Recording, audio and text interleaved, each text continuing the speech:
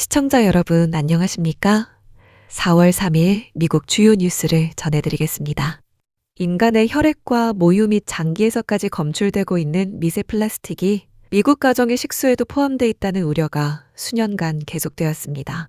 미국 환경보호청이 식수에서 검출되는 미세 플라스틱과 의약물질을 사상 처음으로 우선 규제 대상 오염물질군으로 지정했습니다. 리 젤딘 EPA 청장이 4월 2일 보건복지부 케네디 주니어 장관과 함께 이 같은 내용을 발표했으며, 이는 트럼프 행정부가 추진해온 미국을 다시 건강하게 정책의 일환입니다. 이번 조치의 핵심은 안전음용수법에 따라 EPA가 공개한 제6차 오염물질 후보 목록 초안으로, 여기에는 미세 플라스틱과 의약물질 외에도 과불화 화합물, 소독 부산물 등 4개 오염물질군과 75종의 화학물질, 9종의 미생물이 포함되어 있습니다. 미세 플라스틱은 인간의 혈액과 모유 및 장기에서도 검출된 바 있는 미세 플라스틱 입자이며, 의약물질에는 항우울제와 호르몬, 항생제 등 인체 배설물이나 부적절한 폐기를 통해 수계로 유입되는 약물이 해당됩니다. EPA는 이와 함께 374종의 의약물질에 대한 인체 건강기준치를 공개해 각 주와 원주민 부족, 지역 수도 시설이 약물 잔류물의 위험성을 자체적으로 평가하고 대응할 수 있는 도구를 마련했습니다. 젤딘 청장은 너무 오랫동안 미국인들이 식수 속 플라스틱과 의약물질에 대한 우려를 제기해왔는데, 오늘로 그 시대는 끝났다며 EPA는 과학을 따르고 답을 찾고 모든 미국 가정의 건강을 보호하기 위해 최고 수준의 기준을 적용할 것이라고 밝혔습니다.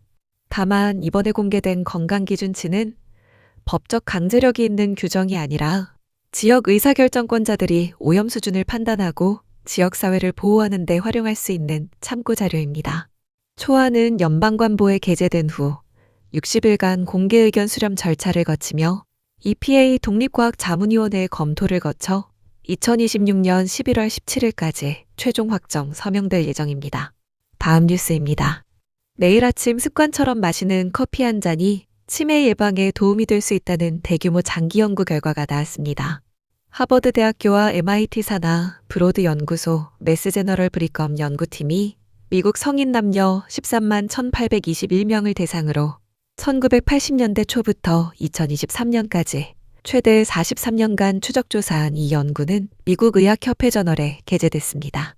연구 참가자들은 연구 시작 시점에 치매나 암, 파킨슨병 등의 질환이 없었으며, 연구팀은 2에서 4년 간격으로 이들의 커피와 차 음용 습관을 추적 조사했습니다. 추적 기간 동안 참가자 가운데 1만 1,033명이 치매를 발병했는데, 카페인이 든 커피나 차를 꾸준히 마신 사람들은 마시지 않은 사람들에 비해 치매 발생 위험이 18% 낮은 것으로 나타났습니다. 카페인 커피나 차를 섭취한 참가자들은 설문 기반 인지평가에서도 더 높은 점수를 기록했으며, 인지 저하 비율 역시 비음용자의 9.5%에 비해 7.8%로 낮았습니다.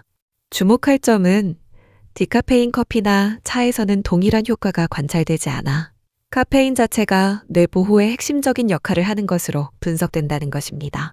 또한 유전적으로 치매 발병 위험이 높은 사람들에게도 카페인의 보호 효과는 동일하게 나타났습니다. 연구 제1저자인 하버드 공중보건대학원 박사과정 유장은 유전적 소인이 다른 사람들을 비교했을 때도 같은 결과가 나왔으며, 이는 카페인이 치매 유전적 고위험군과 저위험군 모두에게 동등하게 유익할 가능성이 있다는 의미라고 설명했습니다. 다음 뉴스입니다. 미국의 F-15 전투기 한 대가 이란 상공에서 적의 대공사격에 피격돼 추락한 것으로 확인됐습니다. 이 전투기에는 조종사와 무기체계 장교 등 2명의 승무원이 탑승하고 있었으며, 피격 직후 2사람 모두 비상탈출에는 성공한 것으로 전해졌습니다. 미 특수부대가 이란 영토 내에서 승무원 1명의 위치를 파악해 생존 상태로 구출했고, 나머지 1명에 대한 수색작전은 현재도 계속 진행 중입니다. 이스라엘 측은 수색구조 작전에 방해가 되지 않도록 이란에 대한 계획된 공습을 취소했다고 밝혔습니다. 이란 역시 추락한 전투기의 승무원을 찾기 위해 자체 수색에 나섰는데, 이란 국영TV는 미군 승무원을 발견하는 민간인에게 정부 차원의 보상금을 지급하겠다고 보도했으며, 이란 남서부 지역 주지사도 주민들에게 수색 참여를 공개적으로 호소한 것으로 알려졌습니다.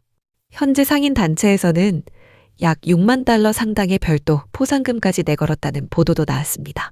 이번 사건은 미국과 이란 간 전쟁이 시작된 이후 적의 공격으로 미군 전투기가 격추된 첫 번째 사례로 백악관 대변인은 트럼프 대통령이 상황 보고를 받았다고 밝혔습니다. 한편 이번 전쟁 기간 동안 F-15 전투기 세대가 아군의 5인 사격으로 격추된 바 있으며 지금까지 미군 사망자는 총 13명으로 집계되고 있습니다. 미국과 이스라엘은 그간 이란의 미사일 방어 체계를 파괴하고 약화시키는 데 집중해왔으나 이번 피격은 이란이 여전히 반격 능력을 보유하고 있음을 보여주는 사례입니다. 다음 뉴스입니다. 트럼프 대통령이 4월 2일 행정선언을 통해 알루미늄과 철강, 그리고 구리 수입품에 대한 관세를 대폭 강화하는 조치를 공식 발표했습니다. 이번에 서명된 선언에 따르면 알루미늄과 철강 완제품 및 주요 파생 제품에 대해 종전보다 높은 50%의 종가세가 부과되며 일부 구리 제품과 나머지 파생 제품에는 25%의 관세가 적용됩니다.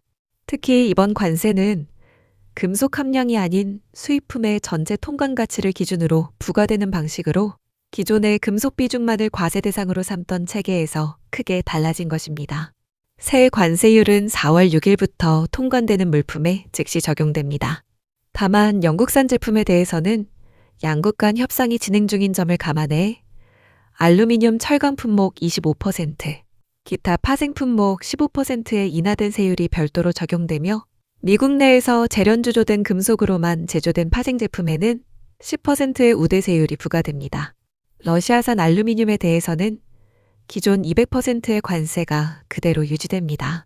트럼프 대통령은 이 조치의 배경으로 상무부 장관의 보고를 근거로 제시했는데 보고에 따르면 기존 관세 체계 시행 이후 미국 내 알루미늄 가동률은 2017년 약 39%에서 현재 50.4%로 철강 가동률은 같은 기간 72.3%에서 77.2%로 각각 상승한 것으로 나타났습니다. 상무부가 제시한 목표 가동률 80%에는 아직 미치지 못하는 수준이며 이를 달성하기 위해 관세를 추가로 강화할 필요가 있다는 것이 상무부의 판단입니다. 또한 기존의 파생 제품 포함 절차는 폐지되고 앞으로는 상무부 장관과 무역대표부가 공동으로 국가안보를 위협하는 파생 제품을 수시로 관세 대상에 추가할 수 있는 권한을 갖게 됩니다. 이에 따라 금속 용기의 경우 내용물이 관세 대상이 아니더라도 용기 자체가 관세 부과 대상에 포함될 수 있게 되었습니다. 트럼프 대통령은 선언문에서 상무부 장관과 무역대표부에 90일 이내에 금속 수입 현황과 국내 생산 상황, 교역국의 대응 조치 등을 포함한 종합보고서를 제출하도록 지시했습니다. 다음 뉴스입니다. 트럼프 대통령이 2027 회계연도 예산안에서 국방 분야에 약 1조 5천억 달러의 예산을 요청했으며 이는 현대 미국 역사상 가장 큰 규모의 국방 예산 요구입니다. 이번 예산안은 전년 대비 국방비를 40% 이상 늘리는 내용으로 탄약 추가 구매와 해군 함대 확충, 그리고 트럼프 대통령이 추진해온 미사일 방어 체계인 골든돔 건설 착수 비용이 포함되어 있습니다.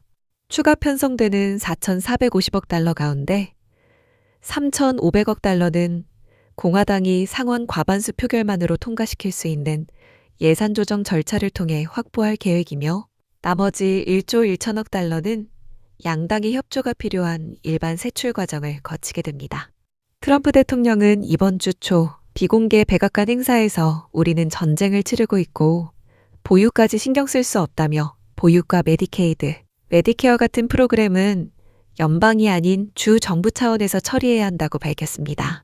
실제로 이번 예산안은 비국방 분야 지출을 10% 삭감하는 내용을 담고 있으며 주거, 사회복지, 의료 등 국내 프로그램이 주된 감축 대상입니다.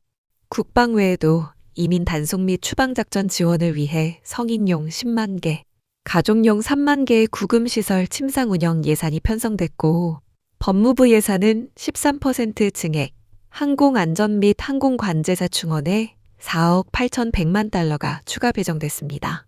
워싱턴 DC 미화 사업을 위해 국립공원관리청 산하에 100억 달러 규모의 기금도 신설됩니다. 이 예산안은 예산국장 러스보트가 작성했으며 보트국장은 목요일 하원 공화당 의원들과의 비공개 전화회의에서 관련 내용을 설명한 바 있습니다. 다만 대통령의 연간 예산안은 행정부의 우선순위를 보여주는 청사진일 뿐 법적 구속력은 없으며 실제 예산 편성 권한은 의회에 있어 과거에도 대통령 예산안이 상당 부분 수정되거나 거부된 사례가 적지 않습니다. 현재 의회는 2026 회계연도 예산 처리도 마무리하지 못한 상태로 국토안보부는 49일째 부분 셧다운이 이어지고 있으며 트럼프 대통령은 목요일 무급 상태인 국토안보부 직원 전원에게 급여를 지급하는 행정명령에 서명하겠다고 밝혔습니다. 의회 공화당 지도부는 이번 주 국토안보부 예산안 타결 방안에 합의했으나 의원들이 봄 휴회 중이어서 아직 표결은 이뤄지지 않은 상황입니다. 마지막 뉴스입니다. 캘리포니아 포모나에 본사를 둔 제약사 KC 파마슈티컬스가 제조한 8종의 안약 제품 총 311만 1072병에 대해 미국 식품의약국이 전국 단위 리콜을 발표했습니다.